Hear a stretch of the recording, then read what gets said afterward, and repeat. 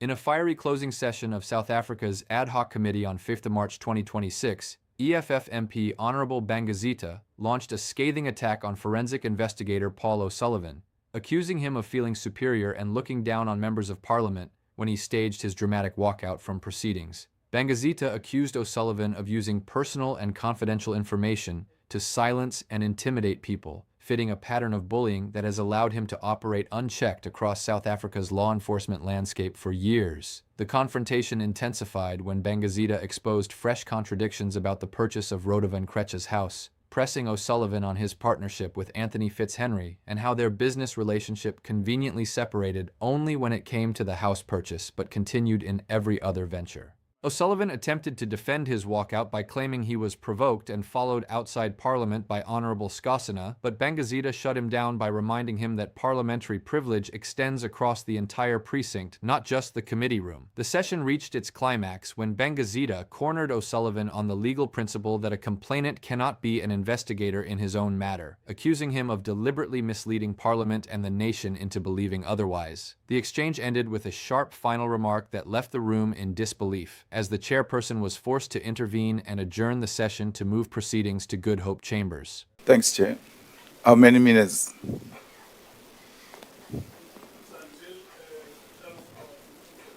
Until? 12:54. Mr. O'Sullivan, when you walked out of the hearing last time,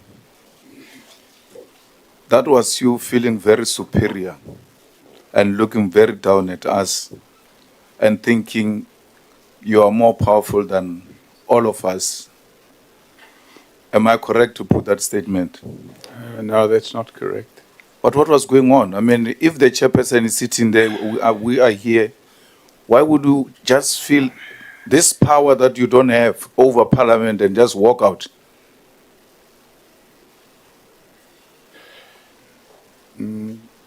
I'm afraid it's a misinterpretation on your part. It may look that way, unfortunately, and it's it's very unfortunate. My health isn't good, and I'm already now starting to feel quite a bit of pain sitting here. Honourable, and I really don't think. Mr. O'Sullivan, can we reserve that question for our later session, like I requested? That we will come and deal with that matter and give you time to solicit answers from him. Yeah. If you can please now ask him, are you fine? You can proceed. So when you were saying to Honourable Skosana, go and pay your debt, and so on and so forth, in the precinct of Parliament, you are continuing with your style of silencing people, intimidating people. And you thought Honourable Skosana was those kind of people who will sheepishly just disappear by you telling them about their private and personal matters. Because I think that's how you got your influence in society and in the law enforcement, where you come across personal information about people and you use it to silence them. And that fits very well into the narrative that you have become this bully in the country where you do as you wish, and you wanted to do that with Honourable Skosan. By extension, all of us sitting here.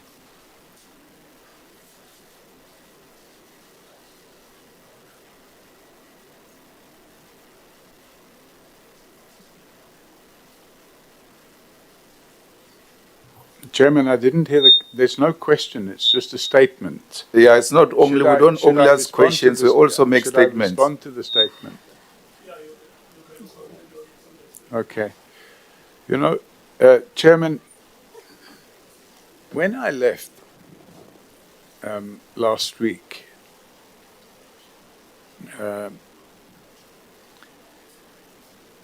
I was followed out. Actually, first of all, there was an attempt to obstruct me leaving. And then I was followed out. And then outside Parliament, without parliamentary protection, I was provoked. I don't know what's all that squeaky noise. Outside Parliament, I was provoked. A statement was made in front of the glare of the media. He's a spy, he's running away. Look at that spy, he's running away. And I pointed out to him, very simply, I said, you're not in Parliament now. You don't I don't know what's this squeaky noise. I said, you're not in Parliament now. You don't have the protection of Parliament. It'd be better if you just go and settle your debt with the bank. And that was it. That's all I said. And it had nothing to do with bullying or trying to silence. If the member had not have been insulting me outside Parliament, I would have not said anything at all. But unfortunately, by that stage, I had heard enough insults. Mr. O'Sullivan, just for your information, Mr. Skosana was still in Parliament. This is a precinct of Parliament, and all his privileges and yours were prevailing at that moment. So Parliament does not necessarily mean me and you sitting under this building. It means the whole precinct. And so if we're going to take that discussion further, at least have that understanding. But I want to ask a different question.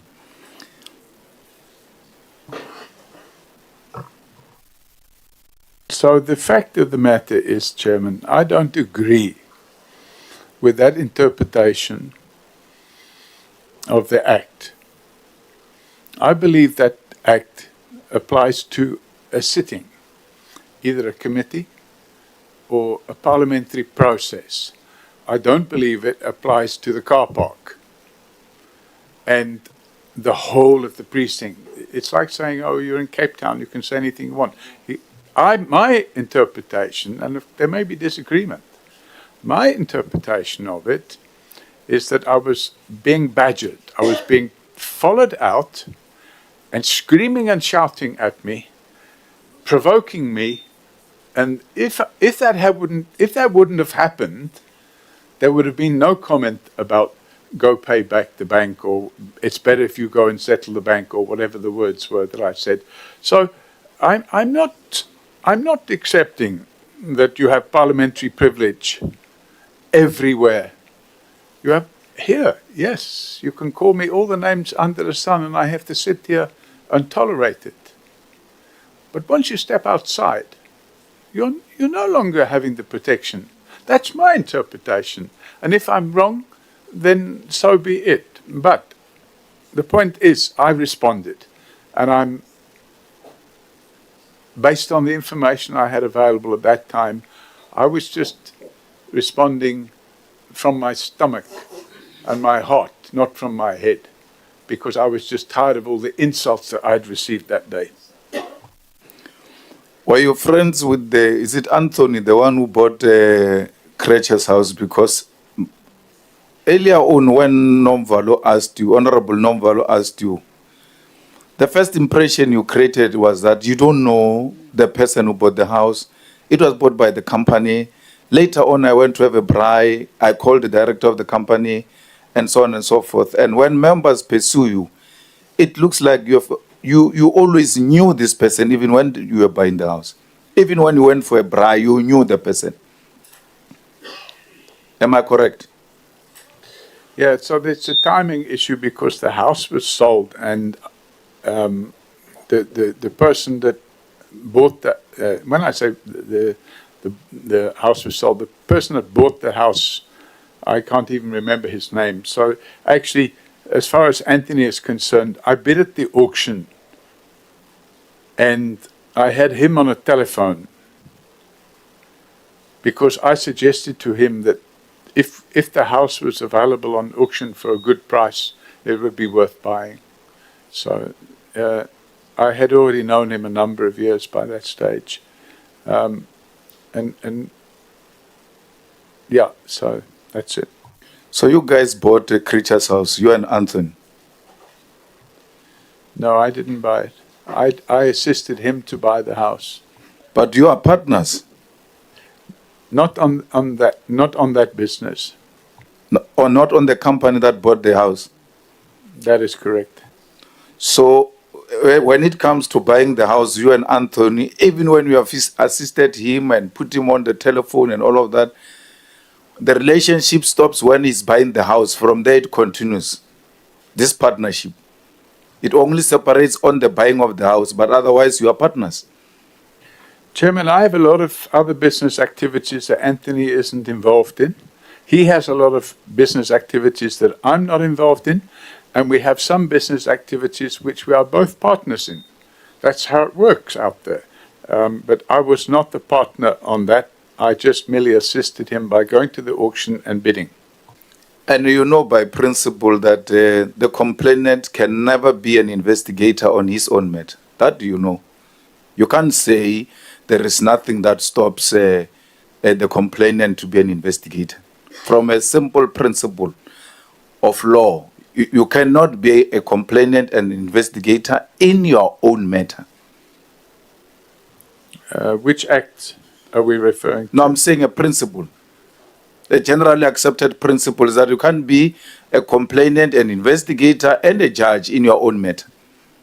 Well, you certainly can't be investigator and judge, that's for sure, because that would be a distinct conflict of interest. But the reality of the situation is that you can be a complainant and investigator provided you have no conflict of interest. Now, for example, if Forensics for Justice set up investigations into state-sponsored corruption, we're not a victim of that crime. The whole of the country are victims of those crimes.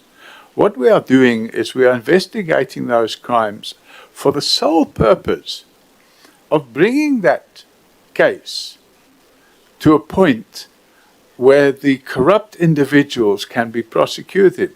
We don't go out there to fabricate any cases. All that evidence has to stand the test of time in a court of law.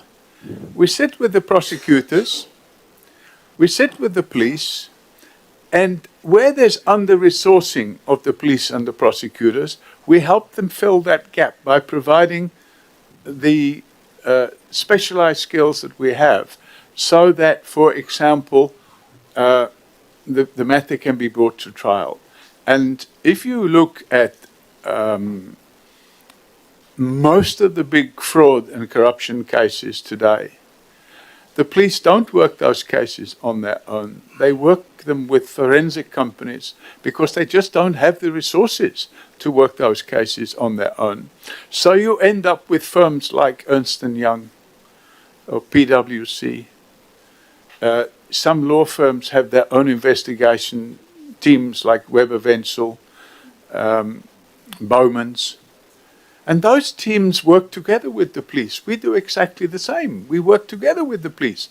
We don't drive the investigation.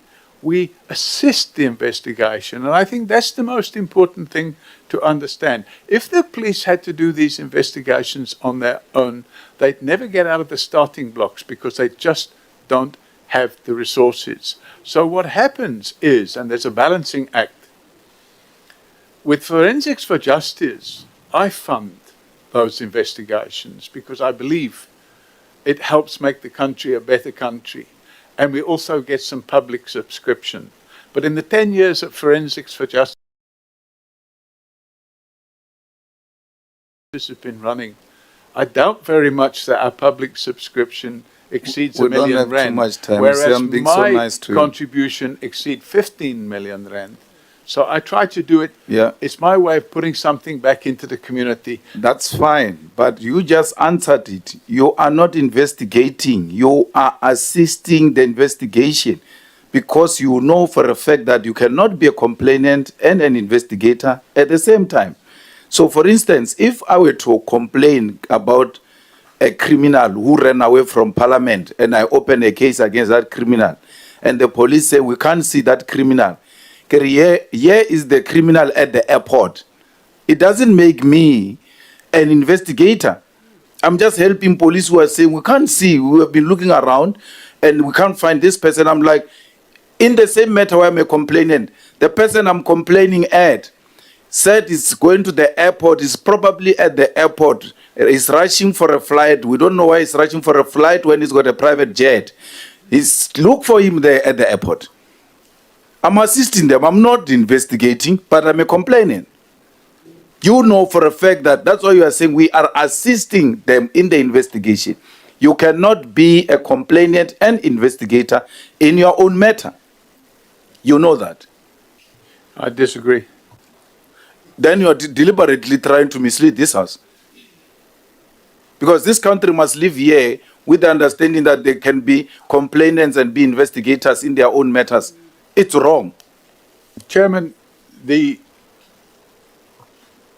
if the complainant is an investigative firm,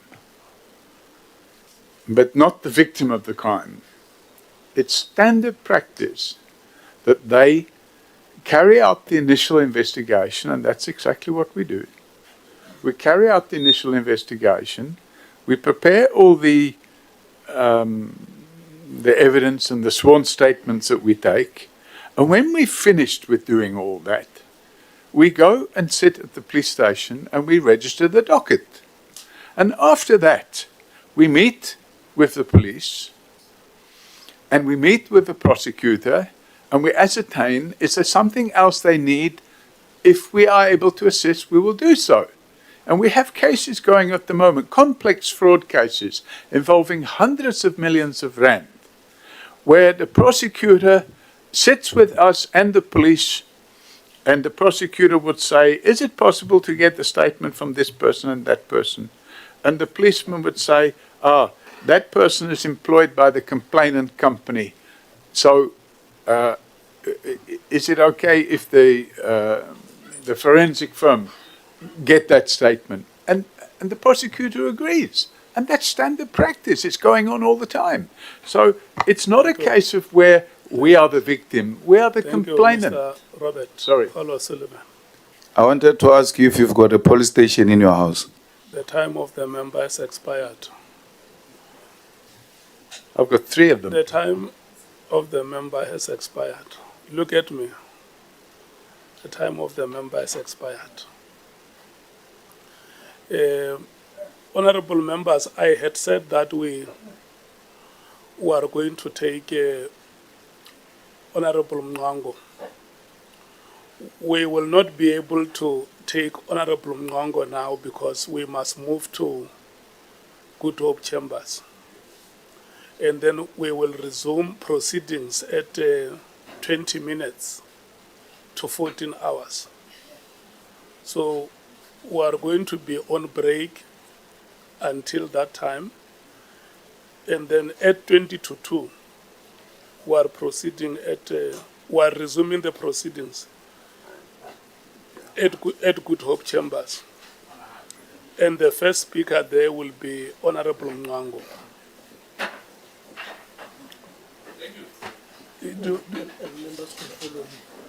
And Ramano says members can follow him.